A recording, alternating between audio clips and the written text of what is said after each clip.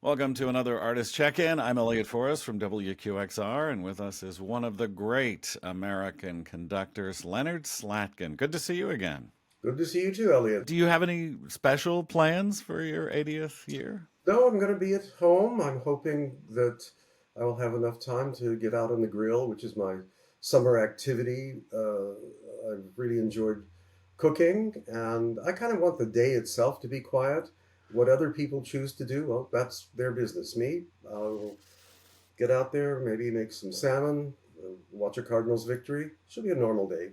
I also can't help but reflect one of the last times we talked, and I think we've talked since then, but was during the Emmys where they had the in memoriam section, and they put up Andre Previn, who had sadly passed away, but they put up your picture. So just to be clear, you're not dead, you're alive, and No, you're with but I us. did check with the Emmy people, and then when my passing occurs, they're going to put up Andre's picture. Seems fair to me. It's a very big year for you. You're not slowing down at all. You've got lots of orchestra concerts coming up. You want to tell us about some of your highlights? Actually, you're right. I'm not slowing down, but I'm diversifying in different ways. So there are certainly many concerts, not as many as before, but I'm not a music director anymore. I haven't been for about 6 years. So in some ways, the guest conducting calendar looks a little fuller just because I'm not in one place. I do about 26, maybe half a year is conducting. And then the other time is devoted when I'm not relaxing or just traveling for pleasure with my wife. I am writing a series of books. The first one is out, the next one comes out, I think, in November, and they are for musicians to understand what the conductor needs to know prior to stepping on the podium for specific pieces of music. There'll be 8 pieces in each volume, so that's required a very different approach. It's like rethinking how you were when you were a student, when you were first studying these pieces. But now I'm looking at them with all these years of experience and going, okay, now I really know what happens here, and I can convey that information to the readership. So that's a second part. I'm more actively involved in composing. I'll have 2 premieres this season. One of them is a set of transcriptions of Scarlatti sonatas I did during the lockdown, but they're for what I'm calling orchestral wind ensembles. It's not a band, but it's devoid of the strings, and they were a lot of fun to do. The other one is an original piece based on um, what was called the Schubertiade when Schubert had his friends and colleagues come over, but it's a sort of contemporary view of that. That will take place. The premiere is in Hiroshima in January. As I said, I'm active now as a cook. When I'm not grilling, I'm indoors. I love it. It's kind of another creative aspect to do. I'm giving a lot of talks. Sometimes they're about me and my life, sometimes they're about other composers. And that goes hand in hand with what has also become an increased educational role.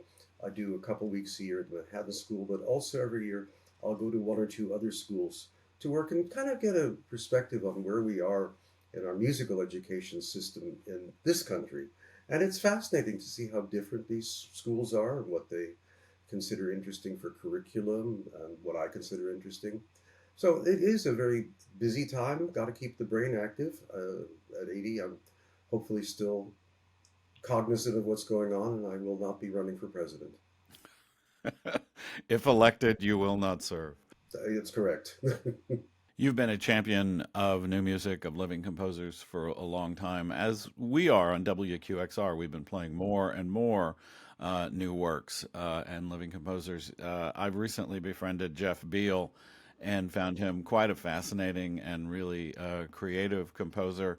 I think you were on tour and conducting my friend Kelly Hall Tompkins playing the violin with Jeff Beal's violin he, concerto, and you've he got a premiered it here in St. Louis. yeah, and also this new picture is at an exhibition where he's a Right? part of He was that. one of them. And I've got a symphony from him coming in the year after next. Yeah, he and I was also, we've become very good friends. He was one of my son's mentors. My son is a composer for film and television. So Jeff and I have gotten to know each other. Actually, one project I did with him that was fantastic. During lockdown, I had all these DVDs that I had never watched before. So now I had time to do it. And there was one from a series in 2002 called Nightmares and Dreamscapes, Stephen King stories, 8 of them.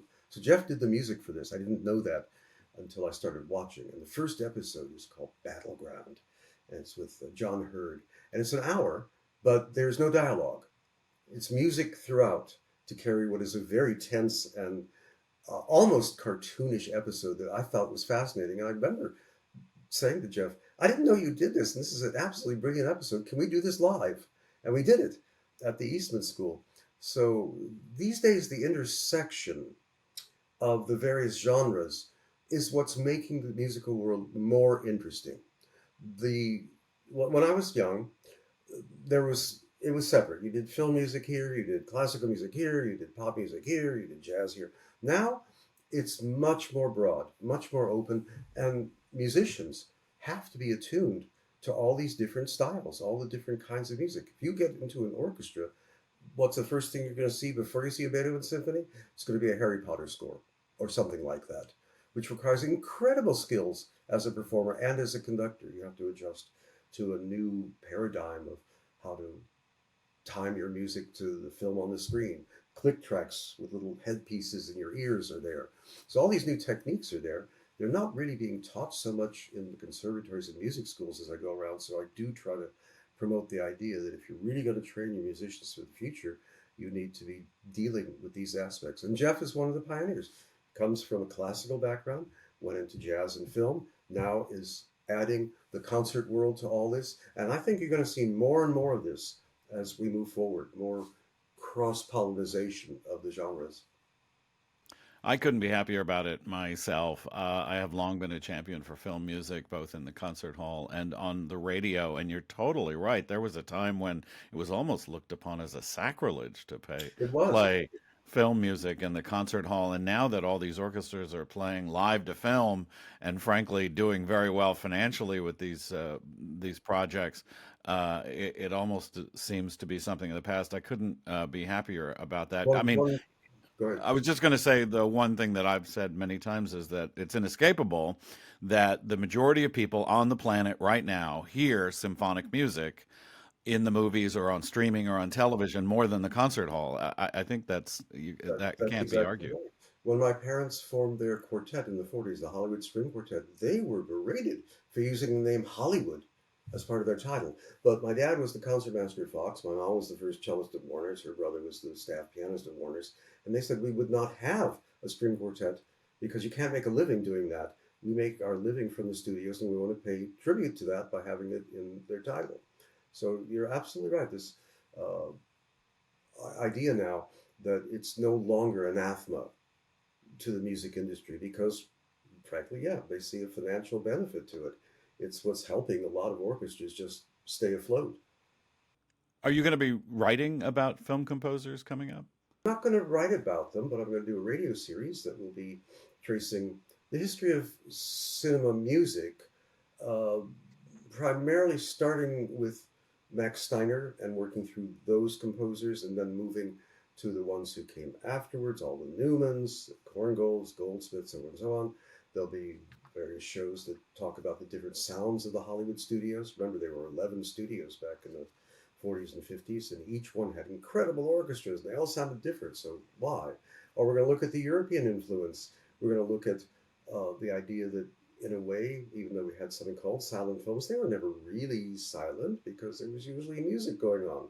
Saint-Saëns wrote the very first important film score for a work called The Assassination of the Duke of Guise. Terrible film, terrible score, but at least he did it. So I'm going to get that up and running pretty soon. I've already scripted about 10 of them and done 2 pilot episodes, which I'll be passing along to you for your colleagues to take a listen to. We'll see. But I'm Yeah, excited about definitely. it. And what's interesting is that for many years, not that I rejected, but I kind of put my background and the Hollywood side up separately because I was too busy trying to promote uh, the American so-called classical composers, whether they were the ones like Copland, Harris, Piston, Sessions, or they were the next generation, Schwanner, Erb, Baker, Tower, so on and so on. And now I'm finding myself going back and really loving the contributions that I grew up with on those sound stages, being able to hear those magnificent scores played all the time, almost every day, either in the studios or sometimes in our house, having relationships with people like Nat King Cole, Frank Sinatra, Doris Day.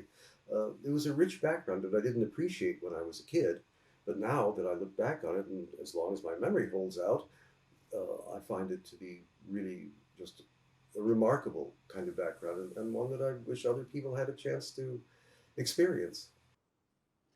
Have you given thought to where you fit in the history of American conductors? Leonard Bernstein sort of broke old molds of what it is to be an American conductor, and then your recordings of Gershwin were kind of groundbreaking. Dare I say, legacy? Have you given thought to that? Not the word legacy part so much, but I've been in this year required to do certain things that have caused me to go back and say, okay, what did I do over all these years? So I would say for myself, what I'm most proud of is the work in education, founding a youth orchestra here in St. Louis where there wasn't one before, creating, at least at the time that I was music director in Washington, a real American agenda for the music that was played there. Detroit was a little different because there was a 6 month strike in my third year, so my role there became more one of rebuilding. But as you know, because you were there, when we did all four Ives symphonies at Carnegie Hall, already the idea was to create orchestras that had a slightly different profile. It wasn't about, for me, having orchestras which played Brahms symphonies better than anybody. Well, maybe we did, I don't know. But really trying to expand the repertoire, keeping audiences open. So between education, expansion of the repertoire, and uh, just trying to be an honest musician.